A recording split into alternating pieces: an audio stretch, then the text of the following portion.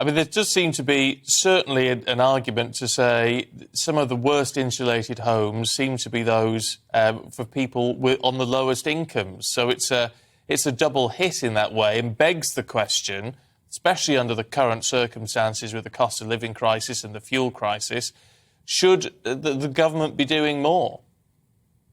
Well, look, Stephen, I think that's the big question. I think that undoubtedly, when it comes to public housing stock, so whether it's council homes, they do just about still exist, or properties that are owned by housing associations, then obviously the owners of those properties, I think, have an obligation to make sure that they meet modern standards, and certainly not the standards of 20 or 30 years ago.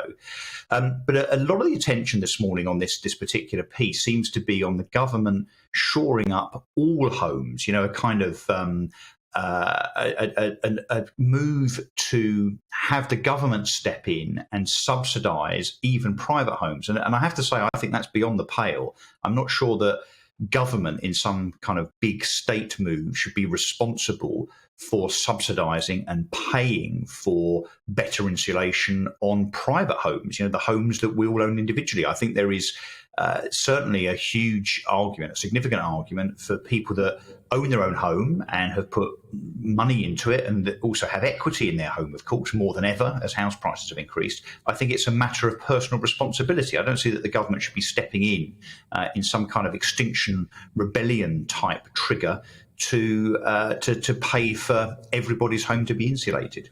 Nevertheless, I mean, everybody in the country seems to be asking the government for ways to help us with the cost of living crisis.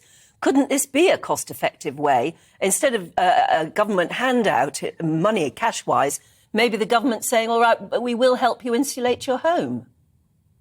Well, I guess, as you rightly say, they have a lot on their plate, don't they, at the moment? When we've got doctors asking for 30% pay increases and barristers on strike and BT going on strike and postal workers going on strike, that's about to bankrupt the country, sadly, just to kind of make the political point. So I would think at the moment, the last thing on the government's mind is the short-term green agenda. So I suspect politically, this certainly wouldn't be a vote winner.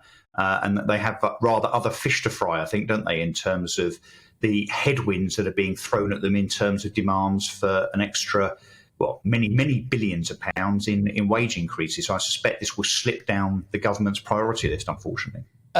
Just a thought, Russell, on those private homes being insulated, and if they're not up to spec. I mean, is that going to become increasingly difficult to sell a home then if it's not properly insulated? Is it going to have to be a sort of condition of sale?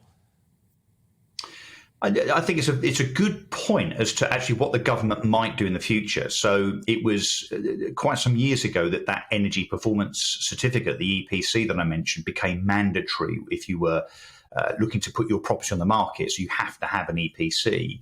Whether buyers actually take much notice of whether the rating of the property is a C or a D or an E is another question. But in the future, look, perhaps if we can't persuade the public to voluntarily kind of improve their homes before putting them on the market, then maybe the government eventually might step in, as they are with landlords. So in the next few months, subject to the parliamentary agenda, landlords letting a property will have to ensure that that property is an EPC C rating or better. So it's certainly happening in the lettings market. Whether the government goes a step further and insists that properties that are lived in or properties that are sold also have to be above a certain rating remains to be seen. But again, I think that would be a bridge too far, frankly.